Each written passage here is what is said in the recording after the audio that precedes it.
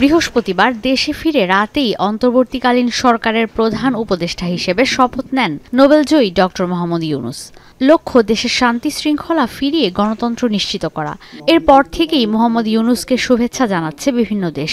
পুরো আন্তর্জাতিক অঙ্গনে বাংলাদেশের ক্ষমতার এই আকস্মিক পালাবদল নিয়ে সাড়া পড়ে গেছে। আন্তর্জাতিক সব গণমাধ্যমে উঠে আসছে বাংলাদেশের বর্তমান রাজনৈতিক পরিস্থিতি। দেশে গণতন্ত্র প্রতিষ্ঠায় অন্তর্বর্তীকালীন এই সরকারের সঙ্গে কাজ করবে বলে জানিয়েছে যুক্তরাষ্ট্র। মার্কিন শীর্ষ কূটনীতিক হেলেন লাফাভি ইউনূসের শপথ গ্রহণ অনুষ্ঠানে অংশ নিয়েছেন বলেও মার্কিন গণমাধ্যমে জানানো হয়। বাংলাদেশের মানুষের জন্য ইউনূস গণতন্ত্রের ভবিষ্যৎ বলে উল্লেখ করেন মার্কিন পররাষ্ট্র দপ্তরের মুখপাত্র ম্যাথিউ মিলার। এদিকে ড. মোহাম্মদ ইউনূসকে স্বাগত জানিয়েছে ইউরোপীয় ইউনিয়ন।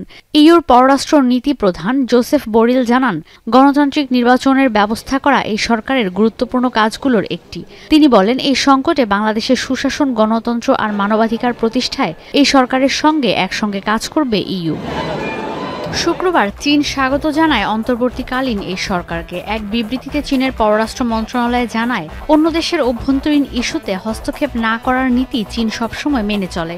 বাংলাদেশের মানুষের স্বাধীনতাকে চীন সম্মান করে বলেও জানানো হয়। এর আগে ড.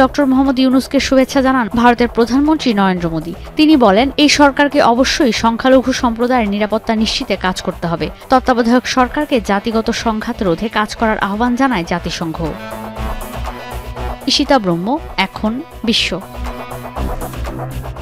শিয়া বাটার ও ভিটামিন ই সমৃদ্ধ lily glam beauty soap. Lily, always beautiful.